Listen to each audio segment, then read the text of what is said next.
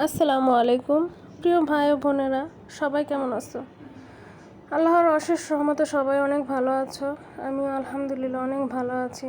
আজকে তোমাদের জন্য একটা রেসিপি নিয়ে আসলাম। সেটা হচ্ছে ইলিশ মাছ দিয়ে পটল, চিচিঙ্গা, আলুর একটা সবজির তরকারি আর কি। প্রথমে আমি ইলিশ মাছটি ভেজে নিয়েছি। এরপর ওই ভাজা তেলের মধ্যে পেঁয়াজ কুচা দিলাম।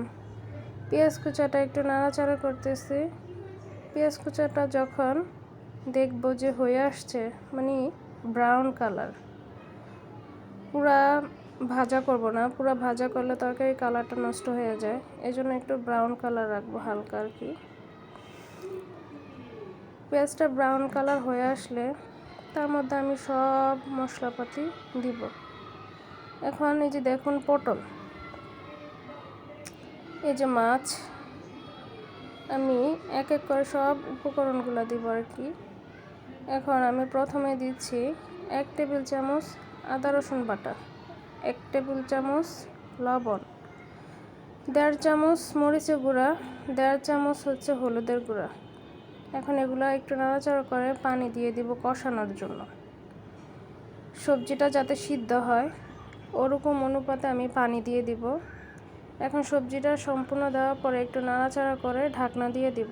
ঢাকনা দিলে কি সবজিটা একটু ভালো সিদ্ধ হয় আর কি। যখন দেখব সবজিটা সিদ্ধ হয়ে আসতেছে, পানি শুকিয়ে গেছে, উপরে তেল ভেসে উঠেছে, তখন বুঝবো যে সবজিটা সম্পূর্ণ কষানো হয়েছে। কষানো হলে সবজিটার মধ্যে আমি সম্পূর্ণভাবে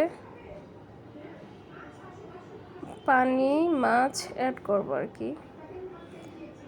মাছ এখনও দেই নাই, সবজিটা এখনও সিদ্ধ হয় নাই। সবজিটা সিদ্ধ হয়ে আসলেই আমি তার মধ্যে পানি আর মাছটা অ্যাড করবো আর কি। এখন দেখুন এই যে সবজিটা তেল উপরে ভেসে উঠেছে। এখন তার মধ্যে আমি মাছটা দিব, পানি দিব।